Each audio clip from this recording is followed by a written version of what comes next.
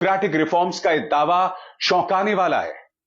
लोकसभा चुनावों में 538 सीटों में 6 लाख वोटों की गड़बड़ी हुई है।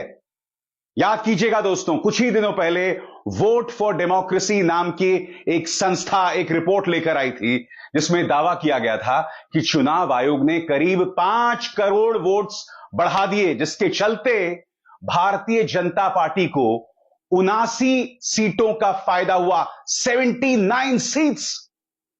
भाजपा को कितनी सीटें मिली थी? 240। 79 कम कीजिए, कितने रह जाते हैं? 161। अगर वोट फॉर डेमोक्रेसी और एसोसिएशन फॉर डेमोक्रेटिक रिफॉर्म्स जो दावा कर रहे हैं, जिसका अब तक जवाब चुनाव आयोग ने नहीं दिया, वो सही है, तो इसका मतलब जानते हैं आप? भाजपा को मिलती 161 सीटें, इंडिया गठबंधन बनाती सरकार। क्या प्रधानमंत्री नरेंद्र मोदी की जगह राहुल गांधी होते प्रधानमंत्री? यह सवाल बहुत जरूरी है दोस्तों। एसोसिएशन फॉर डेमोक्रेटिक रिफॉर्म्स और वोट फॉर डेमोक्रेसी ने बहुत ही डिटेल्ड, बहुत ही विस्तार पूर्वक अंदाज में अपनी बात रखी है। उसके एक एक शब्द पर आपको गौर करना पड़ेगा। मगर मैं आपको याद दिलाना चाहूंगा दोस्तों, चुनावों के दौरान राहुल गांधी ने क्या कहा था कि सिर्फ ईवीएम ही बीजेपी को चुनाव जिता सकती है। याद कीजिएगा राहुल ने क्या कहा था। मैं आपको बता रहा हूं, ईवीएम के बिना नरेंद्र मोदी चुनाव नहीं जीत सकता है। इलेक्शन कमीशन से हमने कहा कि एक काम कीजिए, विपक्ष की पार्टी को ये मशीनें दिखा दीजिए, खोल के हमें दिखा दीजिए ये कैसे चलती हैं, हमारे एक्सपर्ट्स को दिखा दीजिए। इलेक्शन कमीशन नहीं दिखाता। फिर हमने कहा देखिए, इसमें से कागज निकलता है,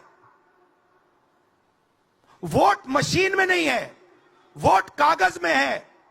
ठीक है, आप मशीन चलाइए, मगर कागज की भी गिनती कर दीजिए। इलेक्शन कमीशन कहता है नहीं, कागज की गिनती नहीं होगी। क्यों नहीं होगी? कैसे नहीं होगी?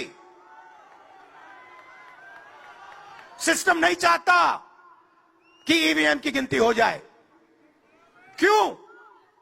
क्योंकि यह सिस्टम आपके धन को चोरी करने का सिस्टम है। और बात वहां नहीं रुकी। चुनावों के नतीजों के बाद अखिलेश यादव का वो बयान याद है आपको, जब अखिलेश ने यह कहा था कि मुझे उत्तर प्रदेश के अंदर 80 सीटें क्यों ना मिल जाएं, तब भी मुझे ईवीएम्स पर विश्वास नहीं होगा।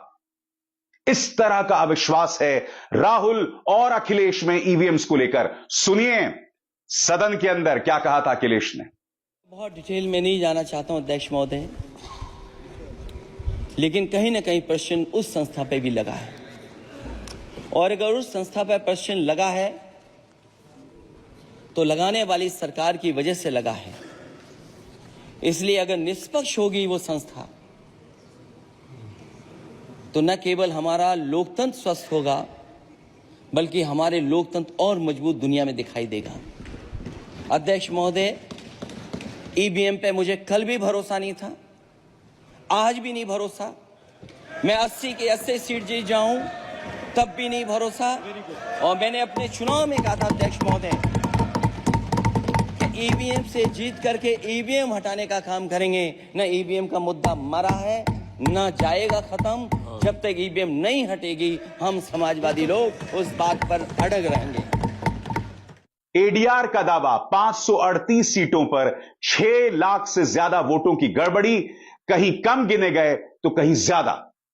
सरल शब्दों में इसका मतलब यह है दोस्तों, आप वोट देने जाते हैं, आप वोट डालते हैं। जब आप वोट डाल देते हैं दोस्तों, तो उसके बाद उन वोटों की गिनती होती है। कायदे से इन दोनों के बीच में कोई फर्क नहीं होना चाहिए। अरे भाई, आपने वोट डाला तो उसी वोट की तो गिनती होगी।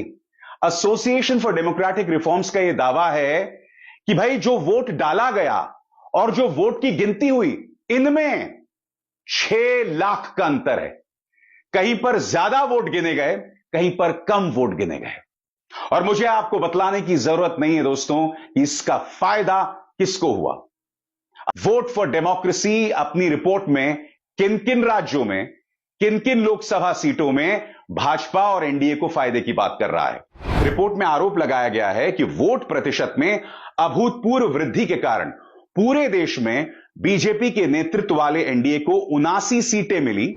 इसमें उड़ीसा की 18, महाराष्ट्र की 11, पश्चिम बंगाल की 10, आंध्र प्रदेश की 7, कर्नाटक की 6, छत्तीसगढ़ और राजस्थान की 5-5, बिहार, हरियाणा, मध्य प्रदेश, तेलंगाना की 3-3, असम की 2, अरुणाचल प्रदेश, गुजरात और केरल की 1 सीट शामिल है। मैं आपको याद दिलाना चाहूंगा दोस्तों, केरल से भाजपा चुनाव जीत गई थी, केरल के त्रिचूर से।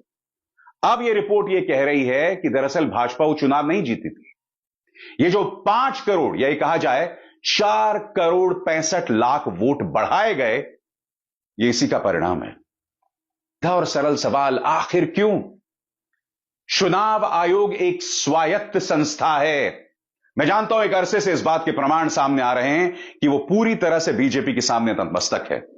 याद कीजिएगा, सुप्रीम कोर्ट का फैसला आया था और उन्होंने क्या कहा था कि आगे से चुनाव आयुक्तों की नियुक्ति 3 लोग करेंगे, प्रधानमंत्री, नेता विपक्ष और chief justice of India supreme court. Modi सरकार ने, अब तो एनडीए सरकार है, 2024 से पहले सरकार ने उस फैसले को पलट दिया, एक अध्यादेश लेकर आए जिसके अंतर्गत अब चुनाव आयुक्तों की चुनाव में प्रधानमंत्री, नेता विपक्ष और केंद्रीय मंत्रिमंडल का एक सदस्य। अब आप समझे, अब आपको याद है किस तरह से चुनाव आयोग फरमान जारी करता था तो सिर्फ विपक्षी नेताओं के खिलाफ, प्रधानमंत्री को एक भी शब्द कहने की इनकी हिम्मत नहीं होती थी। लोकतंत्र का मजाक बनाना बंद कीजिए। दोस्तों, जिस तरह से वोट प्रतिशत का हेरफेर हुआ है, जिस तरह का दावा वोट फॉर डेमोक्रेसी कर रहा है, वो होश उड़ा देने वाला है, वो शॉकिंग है। ये रिपोर्ट क्या कहती है आपके स्क्रीन पर? यह बढ़ोतरी दर करीब 3.2% से लेकर 6.32% तक सभी निर्वाचन क्षेत्रों में दर्ज हुई। वोट प्रतिशत का यह अंतर आंध्र प्रदेश में 12.54% और उड़ीसा में 12.48% तक पहुंचा। और आप जानते हैं दोस्तों, उड़ीसा में सरकार बदल गई, आंध्र प्रदेश में तेलुगु देशम पार्टी और बीजेपी की संयुक्त सरकार आ गई। और यहां पर वोट प्रतिशत कितना बढ़ा, कितना बदला? 12.48% उड़ीसा में और आंध्र प्रदेश में 12.54%।